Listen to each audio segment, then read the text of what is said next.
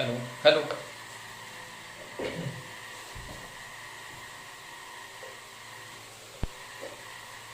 Good morning everyone.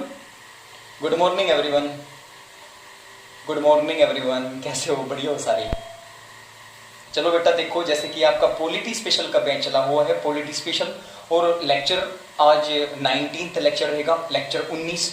और lecture 19 में आप लोगों को क्या पढ़ाया जाएगा? आज मैं आपको what is the main difference between fundamental rights and fundamental duties, ठीक है? इन दोनों चीज़ों के बारे में हम पढ़ेंगे। यानी कि हम फंडामेंटल राइट्स के बारे में पढ़ेंगे, और अगर बात करें तो लीगल राइट हमारे क्या है, लीगल जो हमारे वैधानिक अधिकार है उनके बारे में पढ़ेंगे। तो दोनों चीज़ों को अलग अलग समझेंगे, फंडामेंटल राइट्स क्या होते हैं और लीगल राइट्स क्या होते हैं। तो एक बार जल्दी से अपनी कॉपी पेन खोल लो, उसके बाद मैं चीज़ों को स्टार्ट करता हूँ, ठीक है?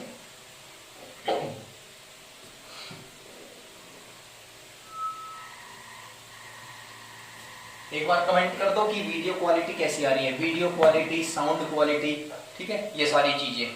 तो मुझे जल्दी से एक बार कमेंट कर दो कि आपको वीडियो क्वालिटी कैसी लग रही है, साउंड क्वालिटी कैसी लग रही है। ठीक है मेरे बेटा, जल्दी कर दो इनको। बेटा तो वैसे ही लगता है, भाई और बहन नहीं मान लो, वही सही है, ठीक है?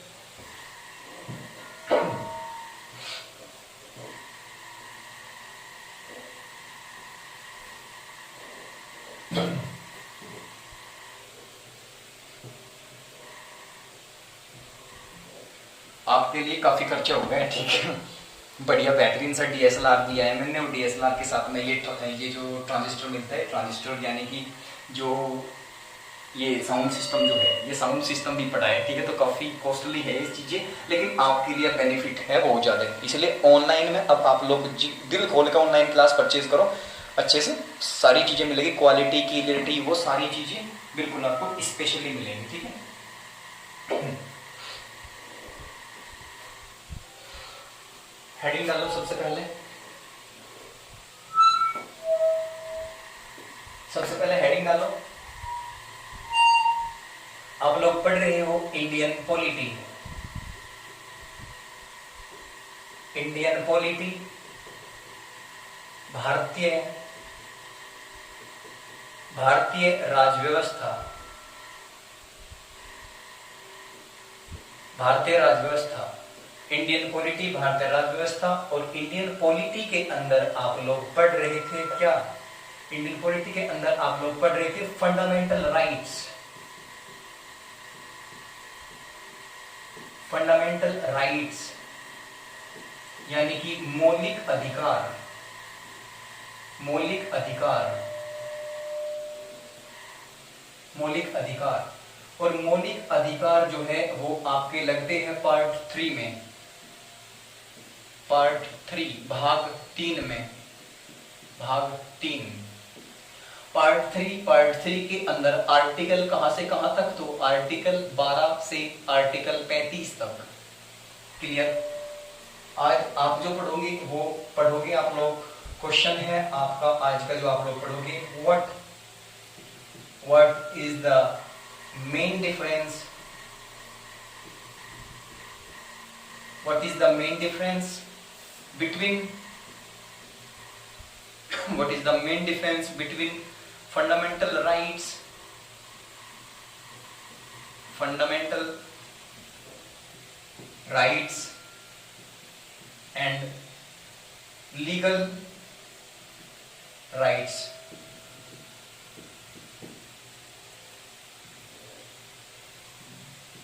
मौलिक अधिकार, मौलिक अधिकार व संवैधानिक, संवैधानिक अधिकार, अधिकारों में अंतर। जल्दी एक बार नोट डाउन कर लो, उसके बाद में स्टार्ट कर रहे, ठीक है?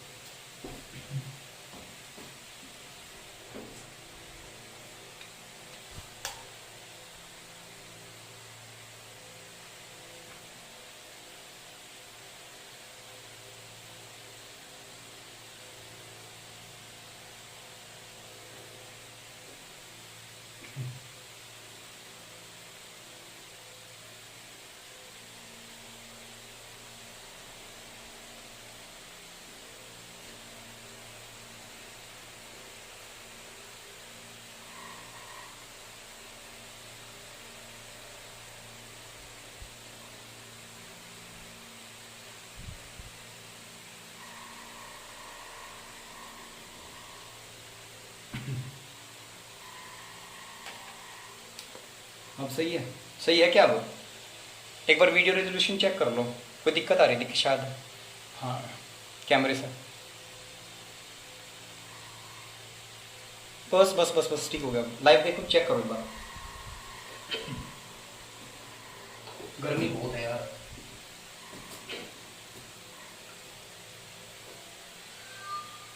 एक बार यहाँ का भी फैन ऑन करा दे भाई, एक बार यहाँ का भी फैन ऑन करा दे। ये हाँ, ये उधर पता नहीं रोटेट नहीं हो पा रहा।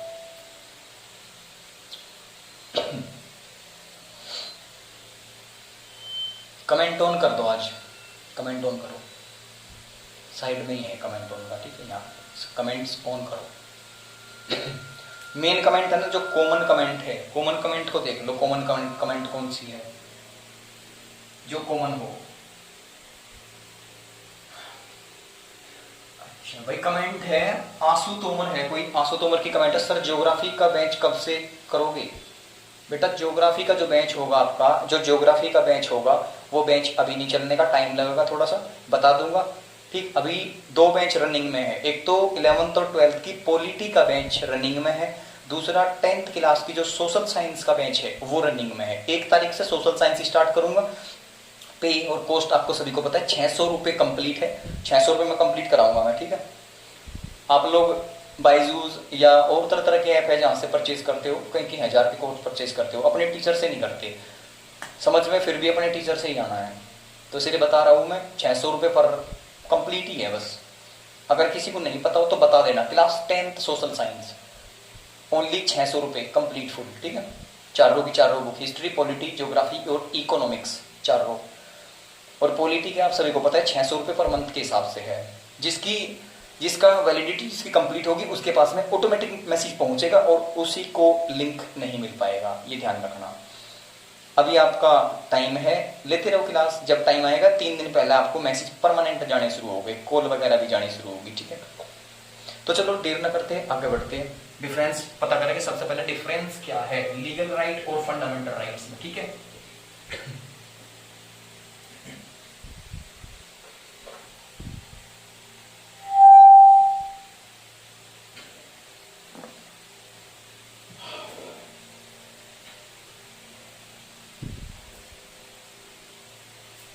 तो दोनों की दोनों साइड जो है, एक तरफ लिखो फंडामेंटल राइट्स,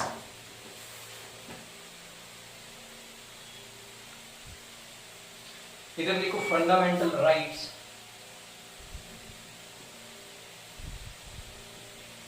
फंडामेंटल राइट्स, ठीक है? मौलिक अधिकार, मौलिक अधिकार, ठीक? और इधर लिखो लीगल राइट्स, यानी कि संवैधानिक अधिकार, संवैधानिक अधिकार।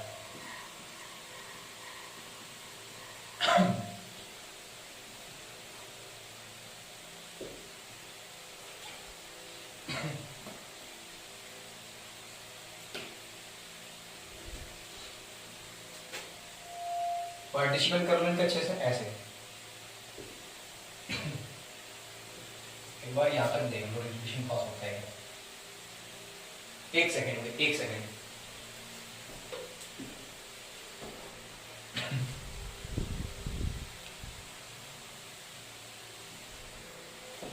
थोड़ा ज्यादा लंबा हो गया, वो भी इधर नहीं हो पाएगा, ठीक है? अब देखना, चेक करना आ रहा है क्या? अब सही है।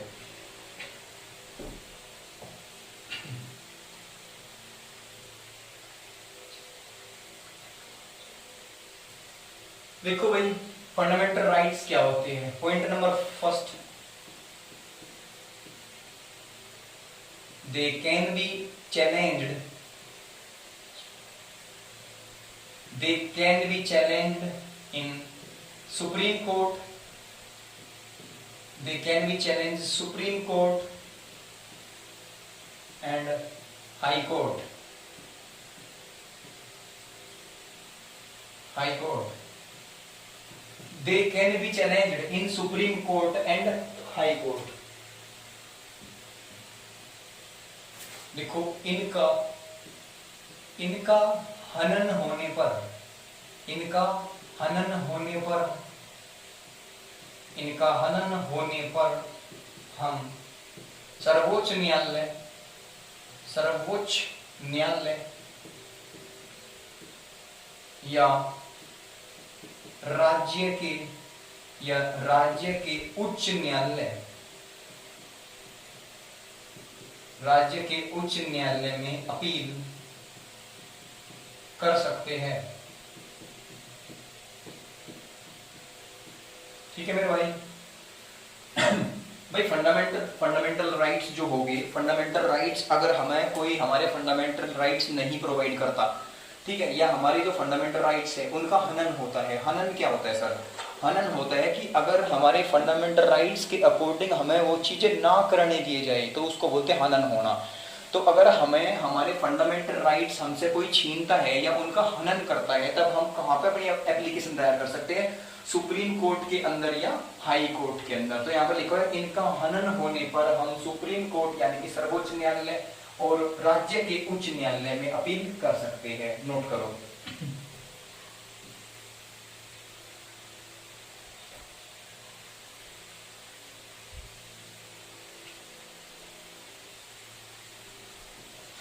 इधर देखो लीगल राइट्स में first point, follow the all judicial process,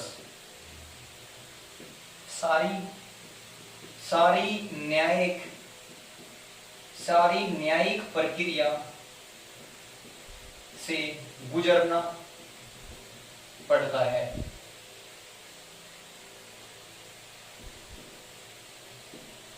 जो हमारे लीगल राइट्स है, जो हमें मिलने चाहिए, लीगल राइट्स कौन से होते हैं? जो लीगल राइट है यानी कि संवैधानिक अधिकार जो है, ठीक, अगर हमें हमारे कोई लीगल राइट्स नहीं प्रोवाइड करता तब हम क्या करेंगे? तब हम जो है ऑल जुडिशियल प्रोसेस को पूरा करेंगे, उसके बाद में ही हमें हमारे जो लीगल राइट्स है, अगर कोई हमें हमारे लीगल राइट्स से वंचित रखता है या जो हमारे संवैधानिक अधिकार है वो हमें नहीं प्रोवाइड करता, तो हम क्या करेंगे? हम उसके खिलाफ FIR यानी कि फर्स्ट इंफॉर्मेशन रिपोर्ट वो पेश करेंगे। और इसके लिए हमें क्या करना पड़ेगा? Follow the all judicial process यानी कि सारी न्यायिक प्रक्रियाओं से गुजरना पड़ेगा। क्लियर? क्लियर मेरे भाई? कोई दिक्कत? पॉइंट नंबर सेकंड,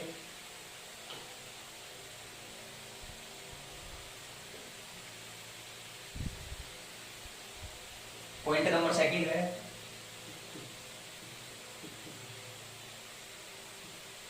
इसका हनन होने पर, इसका हनन होने पर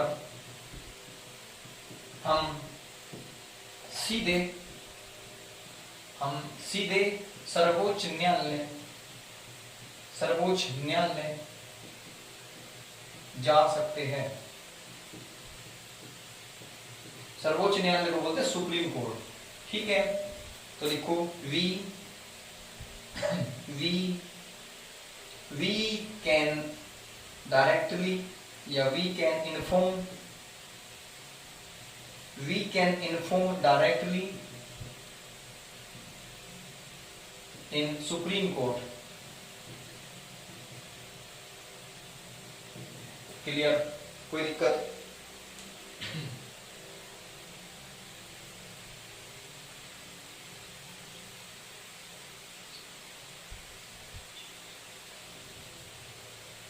इधर लिखो chains can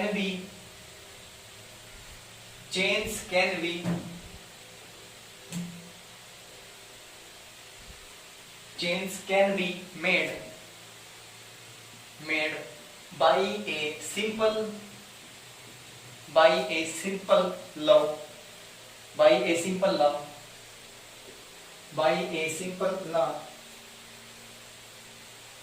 procedure।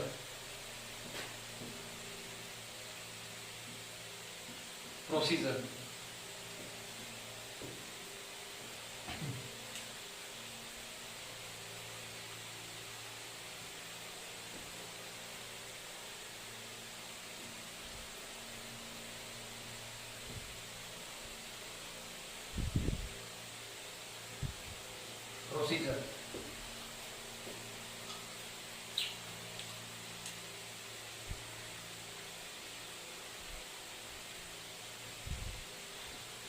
यार प्रोसीजर की स्पेलिंग एक बार चेक कर लो, ठीक है।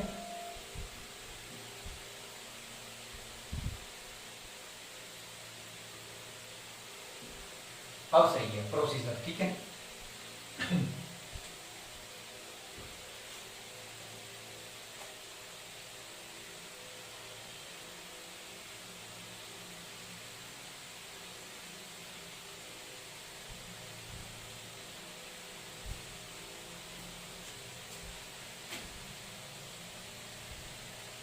इसमें इसमें बदलाव, इसमें बदलाव, सिंपल लॉ प्रोसीजर, साधारण कानूनी,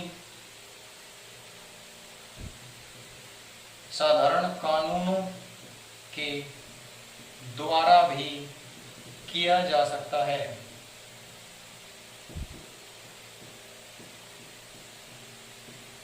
ठीक है, change can be made by a simple law processor, यानी कि इसमें बदलाव साधारण कानूनों के द्वारा भी किया जा सकता है, ये ध्यान रखना। अब पॉइंट नंबर 3 की बात करेंगे। पॉइंट नंबर 3 नोट डाउन करो।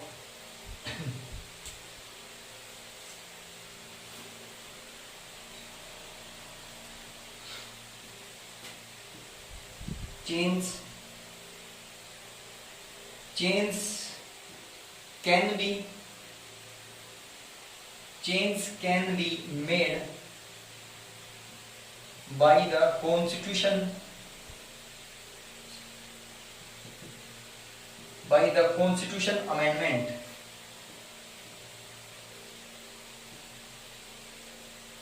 by the constitution amendment। इसमें परिवर्तन, इसमें परिवर्तन संविधान संशोधन द्वारा भी किया जा सकता है, किया जा सकता है।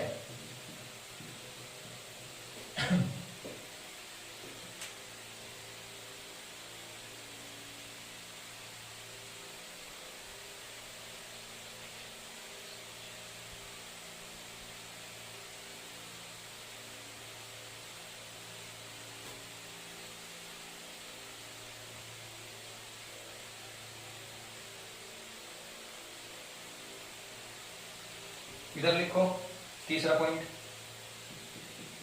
It can change, it can, अरे यार देखो चेंज, CHANGES, चेंज, ठीक है। एक जगह CH याद नहीं रहता कभी कभी, ठीक है, ध्यान रखना। It can change, it can change by a simple law procedure। इसमें परिवर्तन, इसमें परिवर्तन एक साधारण, इसमें परिवर्तन एक साधारण कानून बनाकर भी, साधारण कानून बनाकर भी किया जा सकता है, किया जा सकता है।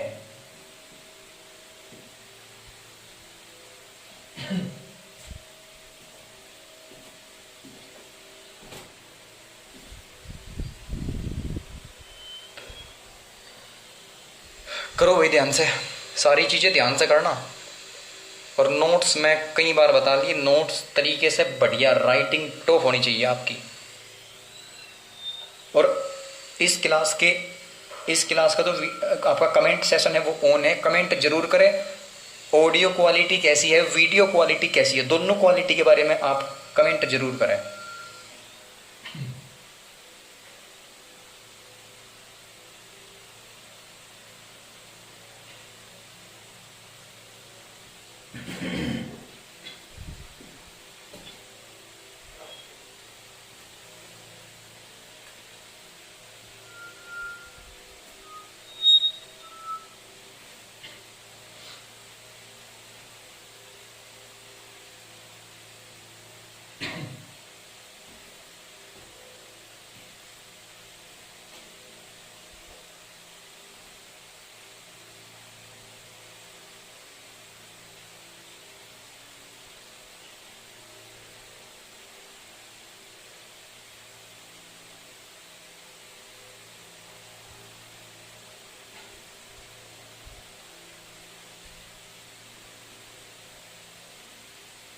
इसमें देखो यहाँ ये बी है ना, इसको हटा दो, बस दोबारा किया जा सकता है।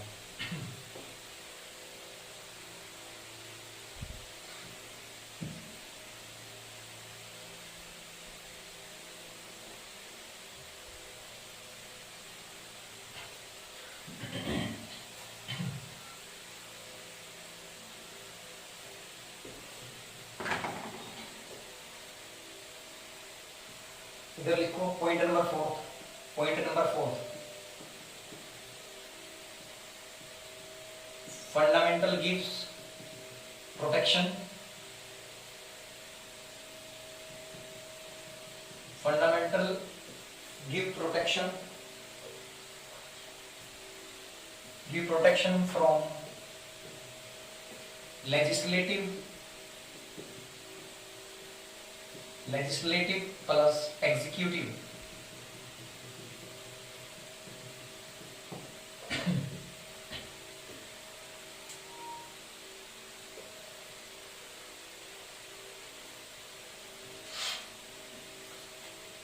इसमें या इसको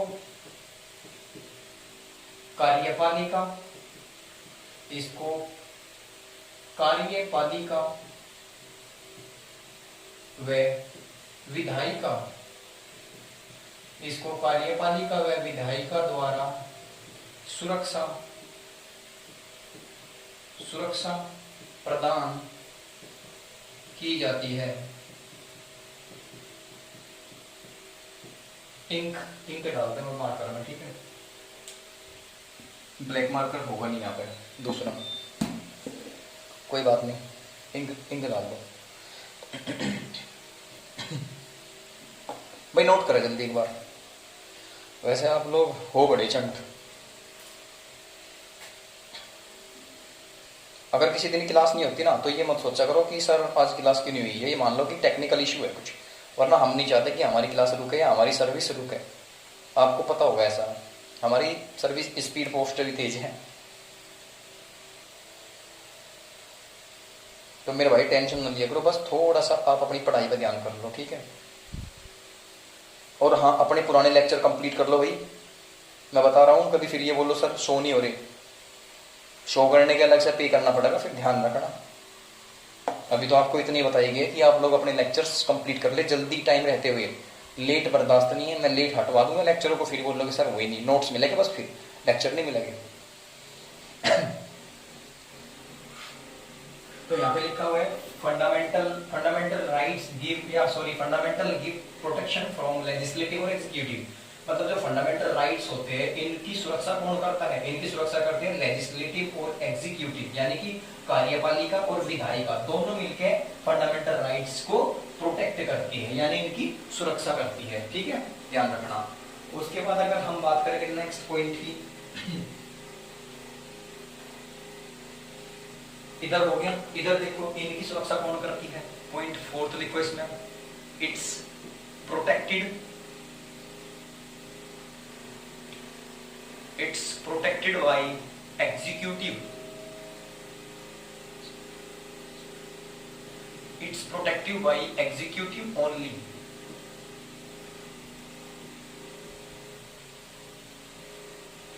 इसकी सुरक्षा, इसकी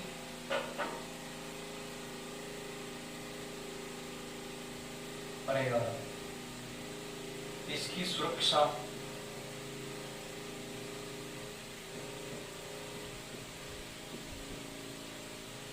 सुरक्षा केवल कार्यपालिका करती है, इसकी सुरक्षा केवल कार्यपालिका करती है। It's protected by executive only, ठीक है मेरे भाई, कोई दिक्कत आ रही है यहाँ तक? कोई नहीं, चलो।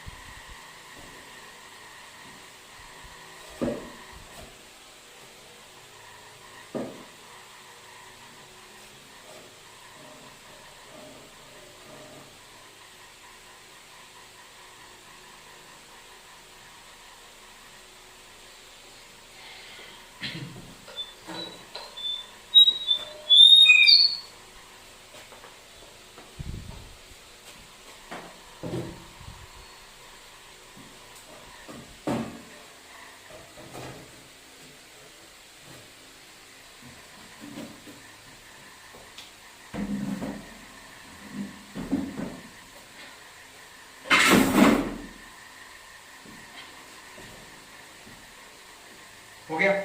अगर हो गया हो आगे चले।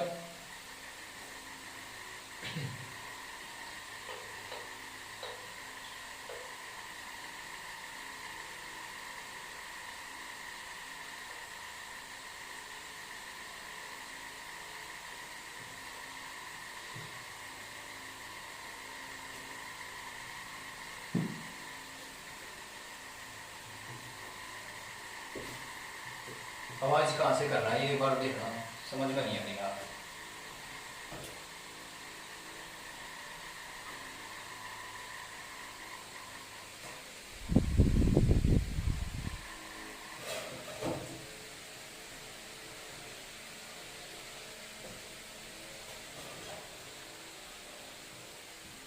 लिखो point number 5, it secure it's secured by Indian Constitution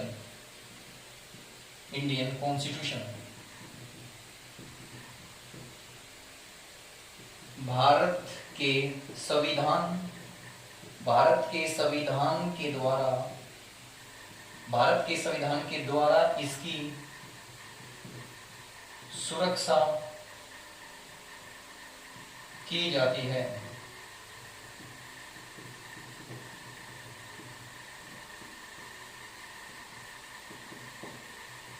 ठीक है, भारत के संविधान के द्वारा इसकी सुरक्षा की जाती है।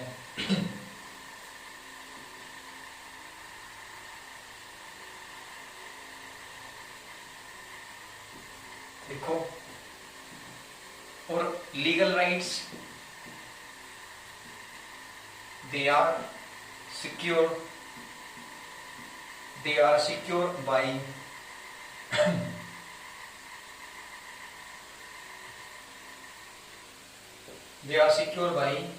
simple law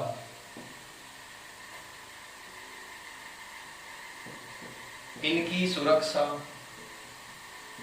सुरक्षा साधारण कानून बनाकर भी की जा सकती है।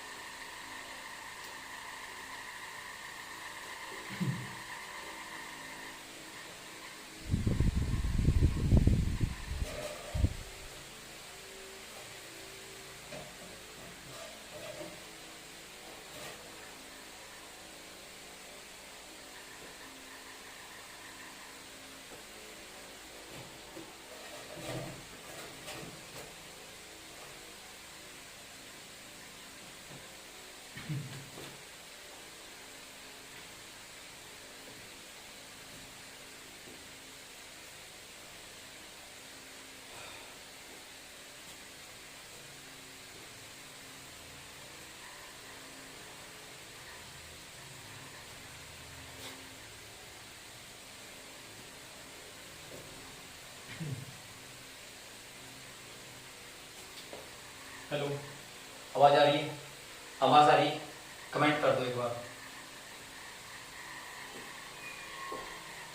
It's secured by Indian constitution. ठीक है, it's secured by Indian constitution, Bharat के संविधान के द्वारा इसकी सुरक्षा की जाती है। और जो हमारे लीगल राइट्स है, इन लीगल राइट्स की जो सिक्योरिटी होगी वो सिक्योरिटी कौन करेगा? तो जो लीगल राइट की सिक्योरिटी होती है वो करता है कोई भी एक सिंपल लॉ बनाकर, कोई भी एक कानून बनाकर। ठीक है, सपोज करो अगर देखो यहाँ पूरे ऑल ओवर इंडिया सभी जितने भी नागरिक है, जितने भी सिटीजन है, सभी के क्या है? तो सभी के फंडामेंटल राइट्स है। उन राइट्स की सिक्योरिटी कौन करेगी? तो उन राइट्स की सिक्योरिटी करती है आपकी लेजिस्लेटिव और आपकी एग्जीक्यूटिव। अगर हम बात करेंगे किसकी? जो लीगल राइट्स है यानी कि संवैधानिक अधिकार जो हमारे हैं, उनकी सिक्योरिटी कौन करती है? तो उनकी सिक्योरिटी करता है खाली और खाली एग्जीक्यूटिव। इनकी सुरक्षा केवल कार्यपालिका करती है। उसके बाद they are secure by simple law, इनकी सुरक्षा हम कोई भी एक साधारण सा कानून बना के उसके द्वारा कर सकते हैं। और यहाँ पे अगर बात करेंगे तो यहाँ पे लिखा है it's secured by Indian constitution, इसकी सुरक्षा भारतीय संविधान के द्वारा की जाती है। क्लियर? इसकी इंडियन कॉन्स्टिट्यूशन करेगा और इसकी ए सिंपल लॉ यानी कि एक साधारण कानून करेगा। ठीक है, कोई दिक्कत है यहाँ तक? कुछ नहीं है, ठीक है। अब चलते हैं आगे। बता दिया भाई,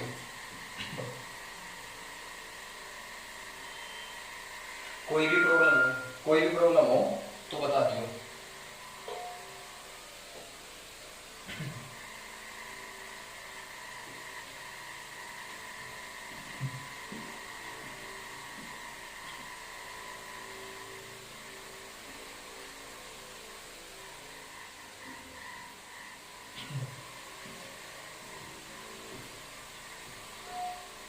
अब उसके बाद हम पढ़ेंगे आर्टिकल्स, और आर्टिकल जैसे मैंने बताया आर्टिकल कहां से कहां तक, तो आर्टिकल 12 से 35 तक। ठीक है, आर्टिकल 12 से 35 तक पढ़ेंगे और आर्टिकल हम 12 से स्टार्टिंग करेंगे, आर्टिकल 12 से आर्टिकल 35 तक कंप्लीट करेंगे इस चीज को, तब जाकर ये मानियो चैप्टर कंप्लीट होगा। ठीक है,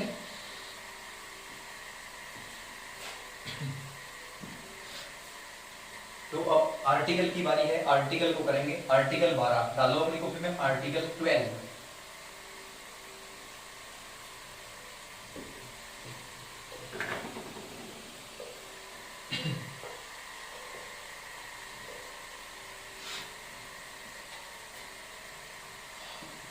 आर्टिकल 12 अनुच्छेद 12, अनुच्छेद 12।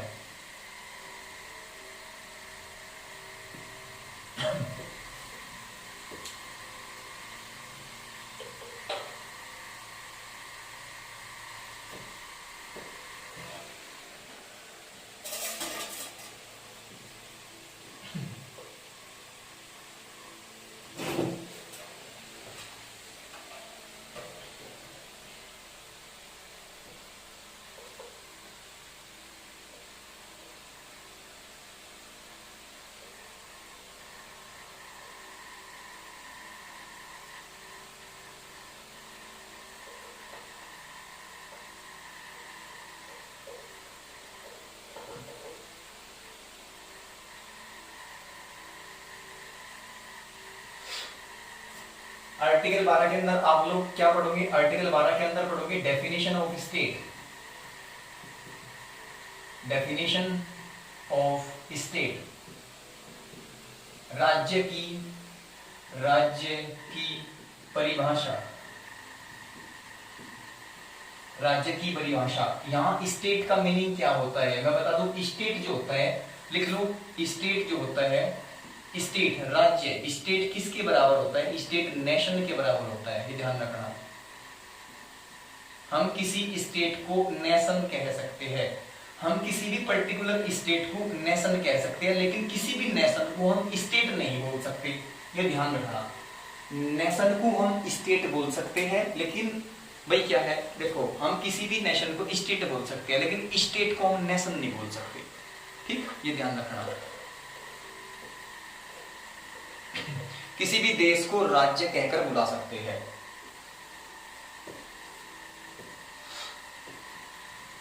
अगर हम बात करें किसी भी देश की, तो किसी भी देश को हम नेशन कब कहेंगे, सॉरी, किसी भी देश को हम स्टेट कब बोल लगे, उसके अंदर कौन कौन सी चीजें होनी चाहिए, तो वो मैं बता रहा हूं। हम किसी भी स्टेट को तब नेशन बोल सकते हैं अगर हमें पता चला कि उस स्टेट के अंदर क्या क्या चीजें हैं। तो नोट करो, उस स्टेट के अंदर क्या क्या चीजें होनी चाहिए।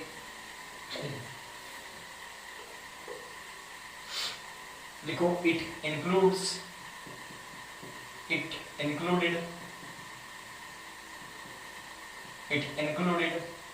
सम्मिलित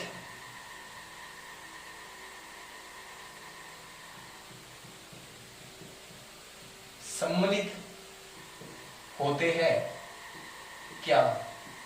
नंबर फर्स्ट की अगर हम बात करें, government of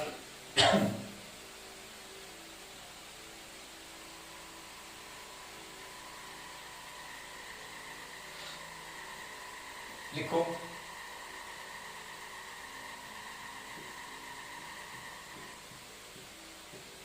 government of India या पार्लियामेंट यानी कि भारत सरकार भारत सरकार एवं संसद। यहां पे मैंने बात की इंडिया, क्या है India, INDIA, India, Bharat, India, Bharat. हम इंडिया को क्या कह सकते हैं, हम इंडिया को स्टेट कह सकते हैं। स्टेट क्यों कहेंगे, रीजन क्या है, तो रीजन है अगर हम किसी भी पर्टिकुलर कंट्री को स्टेट कह के बुला रहे तो उस स्टेट के अंदर क्या क्या होनी चाहिए। एग्जांपल के तौर पे हमने इंडिया लिया, तो इंडिया के अंदर हम इंडिया को स्टेट तो बोल रहे, लेकिन इंडिया को जब हम स्टेट बोल रहे तो इंडिया के अंदर क्या क्या चीज होनी चाहिए। सबसे पहले तो होना चाहिए गवर्नमेंट ऑफ इंडिया, यानी कि या तो गवर्नमेंट ऑफ इंडिया भारत सरकार हो और पार्लियामेंट संसद हो, ठीक है। सेकंड नंबर पर अगर हम बात करें तो सेकंड नंबर पर जो आपका आता है, ठीक है। अब यहाँ पर देखो गवर्नमेंट ऑफ इंडिया की बात करें तो गवर्नमेंट इंडिया के अंदर क्या क्या होने चाहिए। गवर्नमेंट इंडिया के अंदर होने चाहिए क्या, एक तो लेजिस्लेटिव, लेजिस्लेटिव और दूसरा एग्जीक्यूटिव, ठीक है। इन दोनों का जिक्र होगा। भाई गवर्नमेंट इन्हीं से तो बनती है, तो ध्यान रखना चीज को कि किसी भी देश को अगर हम नेशनल सॉरी स्टेट कहकर बुला रहे तो उस स्टेट के अंदर स्टेट ऑफ गवर्नमेंट यानी कि गवर्नमेंट ऑफ इंडिया होनी चाहिए, पार्लियामेंट भी होनी चाहिए, और पार्लियामेंट का मतलब होता है लेजिस्लेटिव और एग्जीक्यूटिव से, ये भी ध्यान रखना, ठीक है।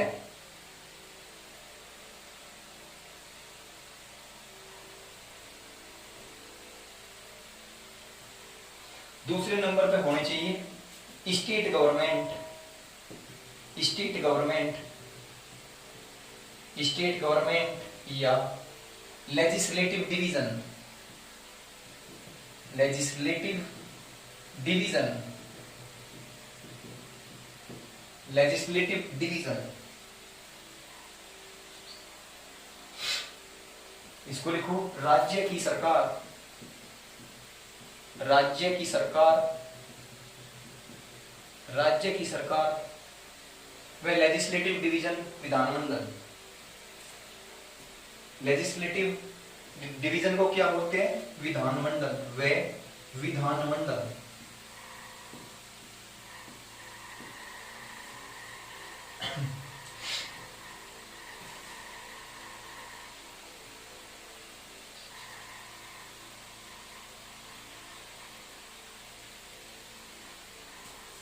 तीसरे नंबर पे होनी चाहिए लोकल गवर्निंग, लोकल गवर्निंग यानी कि स्थानीय, स्थानीय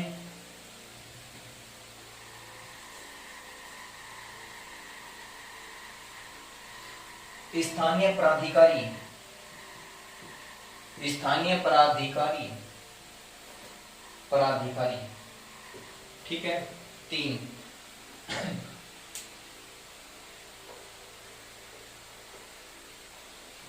और स्थानीय प्राधिकारी यानी कि इसको हम बोल सकते हैं लोकल गवर्निंग या लोकल गवर्नेंस भी बोल सकते हैं। नोट करो इसे, लोकल गवर्नेंस, लोकल गवर्निंग को हम क्या बोल लेंगे, तो लोकल गवर्निंग को हम बोल सकते हैं local governance, local governance.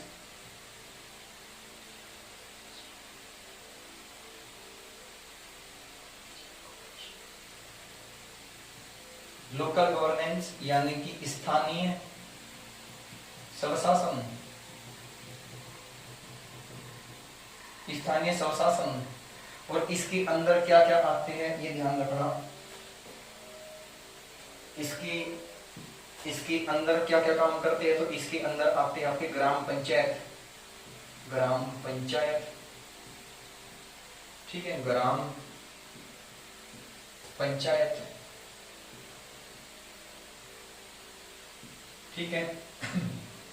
Sorry यही लिख लो ग्राम पंचायत, ठीक है। नगर पंचायत, नगरपालिका, नगरपालिका और नगर निगम, नगर निगम, ठीक है भाई। इसमें लिखो it includes, it includes, it includes gram panchayat, gram panchayat, gram panchayat, nagar panchayat, nagar panchayat, nagar palika यानी कि म्यूनिसिपैलिटीज, म्यूनिसिपैलिटीज और नगर निगम, नगर निगम।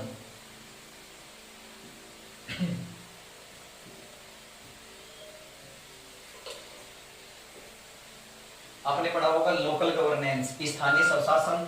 और लोकल गवर्नेंस की अगर बात करें तो इसको इंडिया में स्टार्ट किया था स्टार्टिंग में अंग्रेज अधिकारी जिसका नाम था लॉर्ड रिपिन। लॉर्ड रिपिन के द्वारा 10th में पढ़ा था ना आपने, 3 टायर सिस्टम जो बलवंत राय मेहता समिति द्वारा दिया गया था, बलवंत राय मेहता कमेटी, 3 टायर सिस्टम। और 3 टायर सिस्टम जब पढ़ा था तब आपने एक चैप्टर पढ़ा था फेडरलिज्म, उसी के अंदर है आपकी लोकल गवर्नेंस, स्थानीय स्वशासन। तो लोकल गवर्नेंस की स्टार्टिंग किसने करी थी? लॉर्ड रिपिन द्वारा की गई थी। Lord Ripon, Ripon RIPIN, Lord Ripon. उसके बाद स्वतंत्र भारत में, ठीक है, 1947 के बाद इंडिया में स्टार्टिंग हुई थी इसकी, और स्टार्टिंग करी थी PT नेहरू, पंडित जवाहरलाल नेहरू द्वारा इसकी स्टार्टिंग करी गई थी स्वतंत्र भारत में, इंडिपेंडेंट इंडिया में।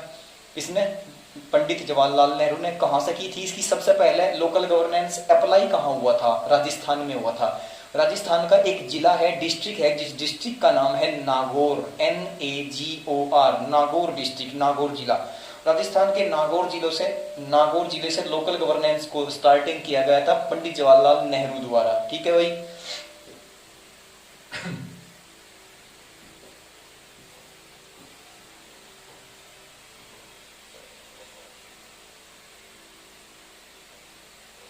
उसके बाद में 4th जो है बिटो दो,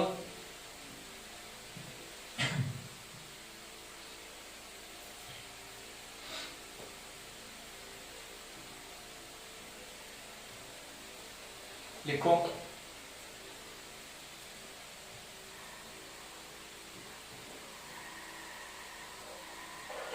फोर्थ है अदर बॉडीज, अदर बॉडीज, अन्य प्राधिकारी, अन्य प्राधिकारी, अन्य प्राधिकारी। इसके अंदर कौन कौन सी चीजें है इसको ध्यान से पढ़ना। अदर बॉडीज के अंदर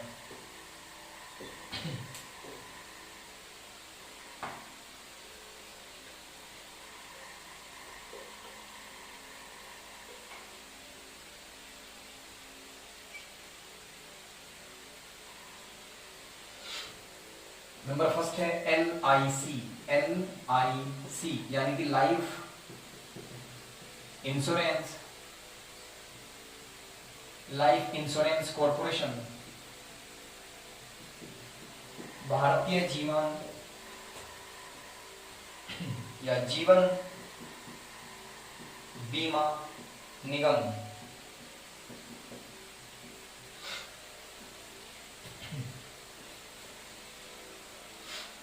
दूसरा है आपका ONGC, इसको बोलते हैं ऑयल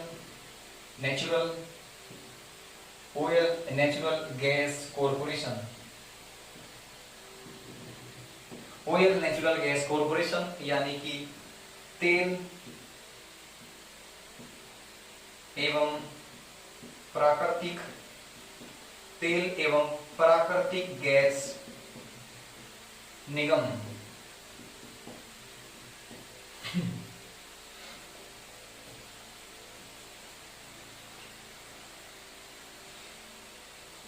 तीसरे नंबर पे है इंडियन यूनिवर्सिटीज, इंडियन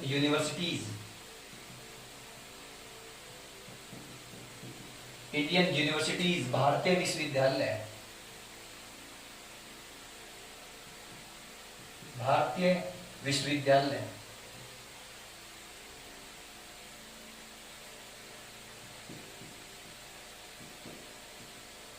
भारतीय विश्वविद्यालय।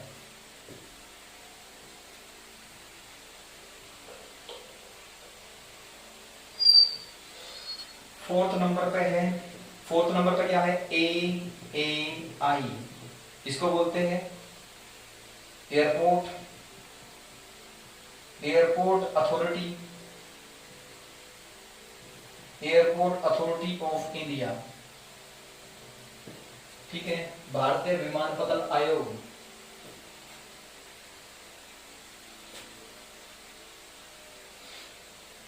उसके बाद है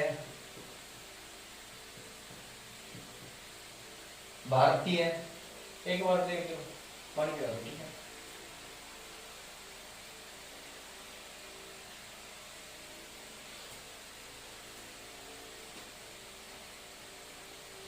उत्तर प्रदेश या उत्तर प्रदेश यूपी, उत्तर प्रदेश खाद्य निगम, खाद्य भंडार, उत्तर प्रदेश खाद्य भंडार, उत्तर प्रदेश राज्य खाद्य भंडार करो, उत्तर प्रदेश राज्य खाद्य भंडार, खाद्य भंडार। पॉइंट 6 पे लिखो भारतीय पेट्रोलियम निगम,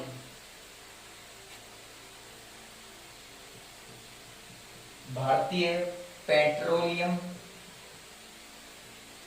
भारतीय पेट्रोलियम निगम, इसको बोलते हैं BPCL, यानी कि Bharat petroleum, Bharat petroleum corporation, Bharat petroleum corporation limited, Bharat petroleum corporation limited, यानी कि BPCL, BPCL।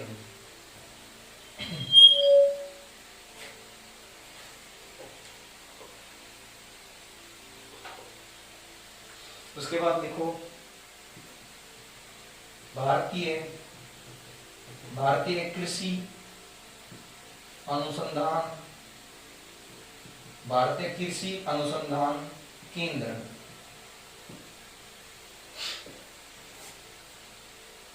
या भारतीय कृषि अनुसंधान परिषद कर लो, ज्यादा बेस्ट रहेगा, परिषद, परिषद। इसमें देखो Indian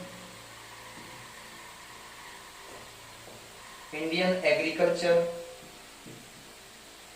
Indian agriculture research council, Indian agriculture research council.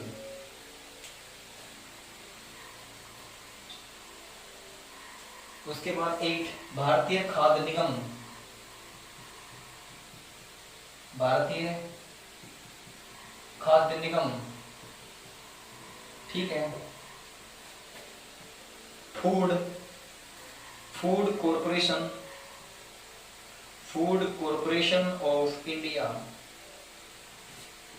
Food corporation of India, भारतीय खाद्य निगम, फूड कॉरपोरेशन ऑफ इंडिया, भारतीय खाद्य निगम, ठीक है।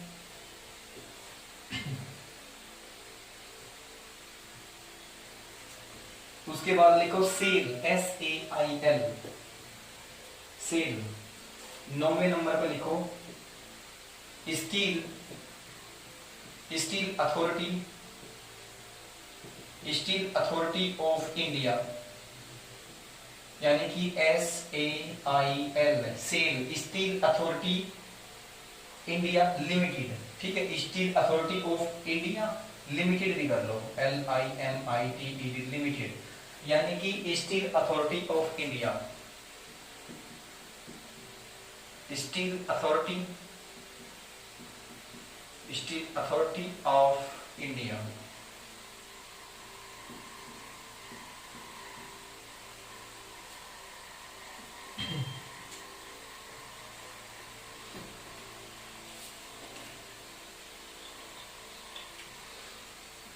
उसके बाद में लिखो 10th पे सैनिक,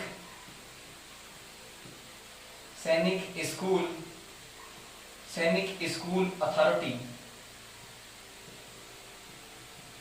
सैनिक school authority.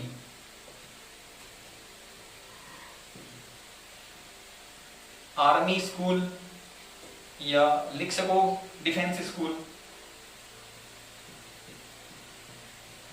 Defence school authority, defence school authority.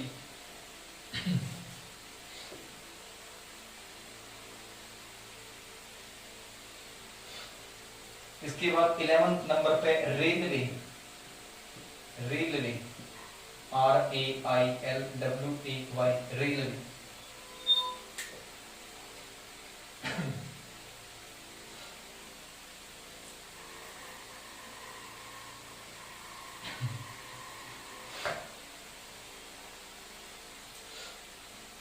उसके बाद में 12 पे Delhi, Delhi development, Delhi development authority, यानी कि DDA, DDA, Delhi development authority, Delhi विकास प्राधिकरण, दिल्ली विकास प्राधिकरण, दिल्ली विकास प्राधिकरण, दिल्ली विकास प्राधिकरण, दिल्ली डेवलपमेंट अथॉरिटी, DDA।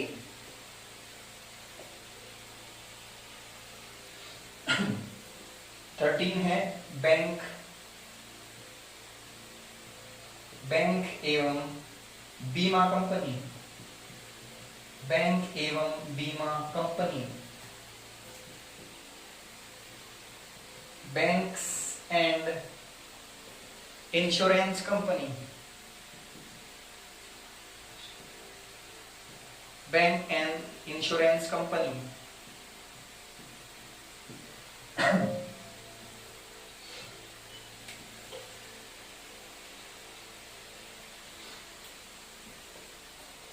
उसके बाद 14 पर लिखो UPSC,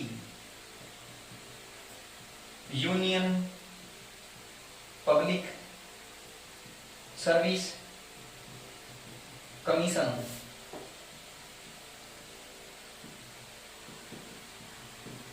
ठीक है, केंद्र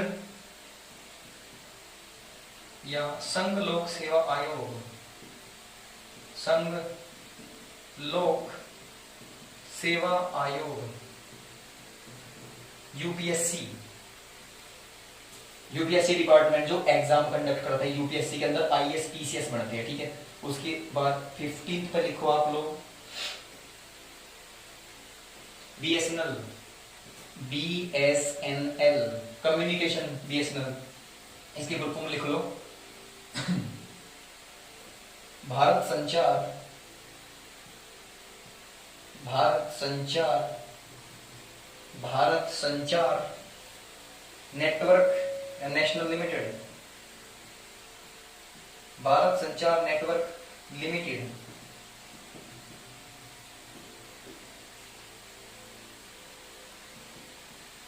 भारत संचार नेटवर्क लिमिटेड। ठीक है, इन सभी चीज, ये सारी चीजें इंक्लूड होनी चाहिए जब जाके हम उसे क्या बोलेंगे, स्टेट बोलेंगे। किसी भी कंट्री को हम स्टेट बोल सकते हैं कब, कंडीशन क्या है, अगर उस कंट्री के अंदर क्या क्या इंक्लूड हो, जो मैंने लिखवाया वो सारा इंक्लूड हो, यानी कि इतने डिपार्टमेंट होने चाहिए उसके अंदर, और जो मैंने इससे पहले 3 पॉइंट नोट कराए वे भी होने चाहिए। ठीक है, ध्यान से देखो इनको एक बार।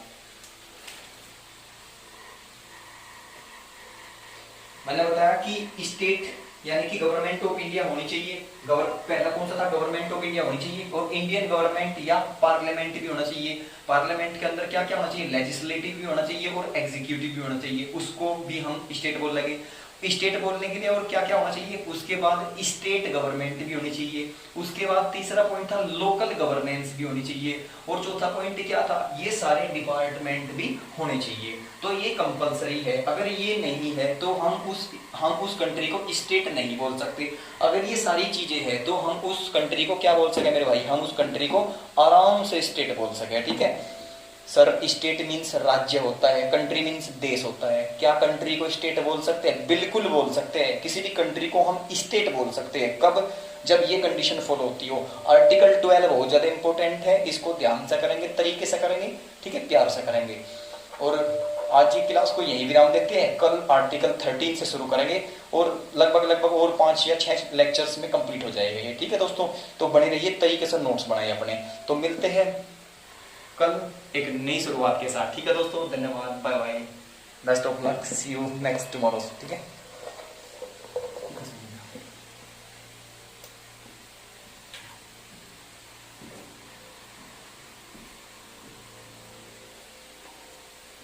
Hmm.